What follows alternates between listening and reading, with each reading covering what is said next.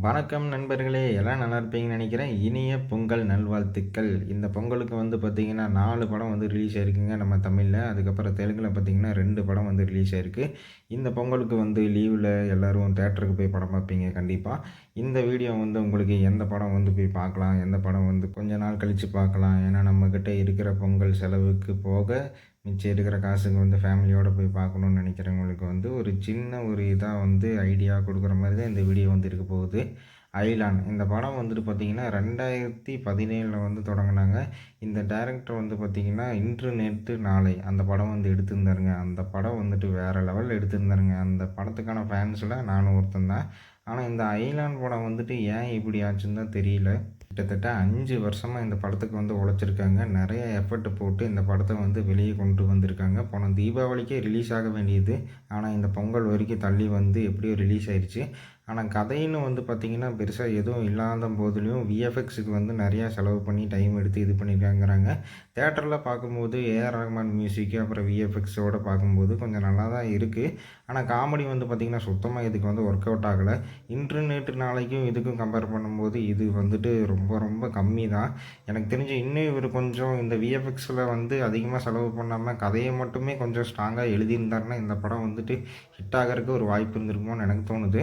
நீங்க ஃபேமிலியோட ஜாலியா போய் பார்க்கணும் அப்படின்னு நினைச்சீங்கன்னா, குழந்தைங்களோட ஒன் டைம் போய் பார்க்கலாங்க. ஒண்ணும் மோசம் இல்ல. மத்த படங்கள விட கம்பேர் பண்ணும்போது ஒரு ஜாலியான ஒரு என்டர்டெயின்மென்ட் மாரி தான் இருக்கும். ஆனா, நீங்க ஏற்கனவே பார்த்த மாரியும் இருக்கு இந்த படம் பார்த்தீங்கன்னா, சில இடங்கள் சிரிக்க வைக்குது. ஆனா, சில இடங்கள் பார்த்தீங்கன்னா, டீசர்லயே ரிவீல் பண்ணிட்டாங்க அந்த காமெடி எல்லாம். ஒரு சில காமெடி தான் சிரிக்கிற மாரி இருக்குது. அதையும் டீசர்லயே காமிச்சுட்டாங்க.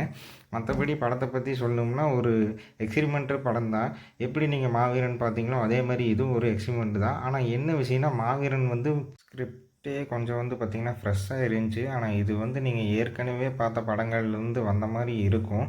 அதனால பார்த்தீங்கன்னா, பெரியவங்களுக்கு பெருசா இந்த படம் பிடிக்காது. ஆனா, குட்டி குழந்தைங்களுக்கு, சுட்டீஸ்க்குலாம் இந்த படம் பிடிக்கும். ஃபேமிலியோட போய் பார்க்கறக்கு ஒரு நல்ல படமா உங்களுக்கு இருக்கும்.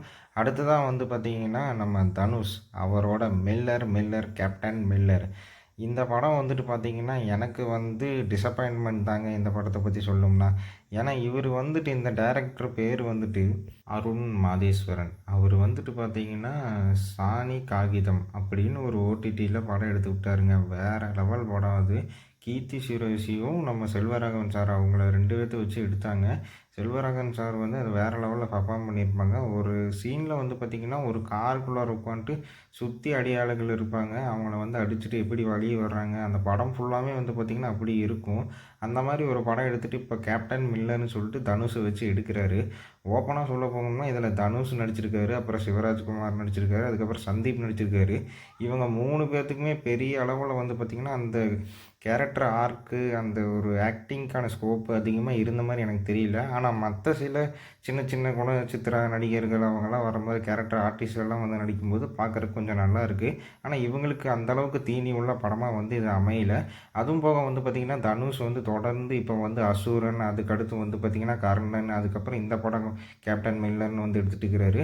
எல்லாமே ஒரே கான்செப்ட்ல போயிட்டு இருக்குது. ஒரே மாரி இருக்கிறனால இந்த படம் அவ்வளோக்கா நம்மளுக்கு பார்க்கும்போதே என்னடா இது செய் அப்படிங்கிற மாரி இருக்கு. அதுவும் போக பார்த்தீங்கன்னா, இந்த மாரி துப்பாக்கி, இந்த மாரி வெப்பன்ஸ் எல்லாம் அந்த காலத்தில இருந்துச்சான்னு பார்க்குறவங்களுக்கே ஒரு டவுட் இருக்கிற மாரி அந்த அளவுக்கு போட்டு தாக்கிட்டு இருக்கிறாங்க. அதனால இந்த படம் பார்த்தீங்கன்னா, உங்களுக்கு பார்க்கும்போது ஒரு டிசப்பாயின்ட்மென்ட் தர்ற மாரி தான் எனக்கு தோணுது. ஏன்னா, எனக்கு அப்படி தான் ஃபீல் ஆச்சு. அதனால இந்த படத்துக்கு நீங்க தவிர்க்கிறது கொஞ்சம் நல்லதுன்னு நான் நினைக்கிறேன். அடுத்ததா பார்த்தீங்கன்னா, என்ன படம்னா, நம்ம அருண் விஜய் அவரோட மிஸ்ஸின் சாப்டர் 1. ரொம்ப எக்ஸ்ட்ரானரியான ஒரு படம் மாரி இல்ல. ஆனாலும் ஒரு டீசென்ட்டான படம் நம்ம அருண் விஜய்க்கு. ரொம்ப நாள் கழிச்சு பார்த்தீங்கன்னா, நம்ம விஜய் டைரக்டர் விஜய் டைரக்ட் பண்ணி இவர் நடிச்சிருக்காரு.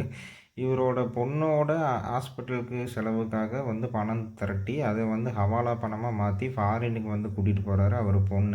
அங்க போம்போதே இப்ப நெறைய பில்டப் குடுக்குறாங்க. ஒரு பக்கம் ஒரு தீவிரவாதி காமிக்கிறாங்க. இவரு பேர சொல்லிட்டு அவன் அங்க தான் இருக்கான் அப்படின்லாம் பல பல பில்டப் குடுக்குறாங்க.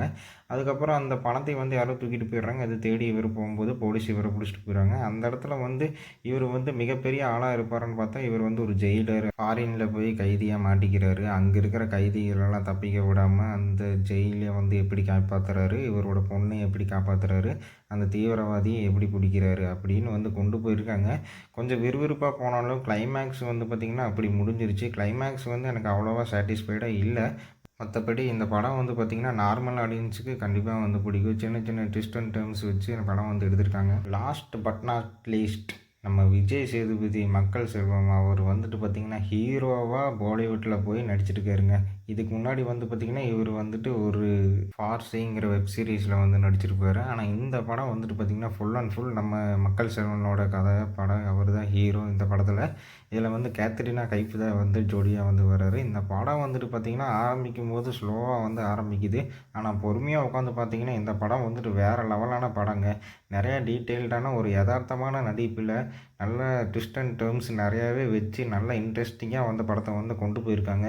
இப்படியும் வந்து படம் வந்து முடியுமா அப்படின்னு வந்து கடைசி வரைக்கும் வந்து பார்த்திங்கன்னா விறுவிறுப்பாக கொண்டு போயிருக்காங்க. ஈஷாக்கு அப்புறம் வந்து பார்த்திங்கன்னா இது விஜய் சேதுபதிக்கு அதே மாதிரியான ஒரு படம். ஆனால் இது ஃபுல் அண்ட் ஃபுல் த்ரில்லர் இல்லை, ஒரு க்யூட்டான ட்ராமா த்ரில்லர் தான் இந்த படம். ஸோ இந்த படத்தை வந்து பார்த்திங்கன்னா மறக்காமல் எல்லோரும் தேட்டரில் போய் பார்த்து என்ஜாய் பண்ணுங்கள். நன்றி, வணக்கம்.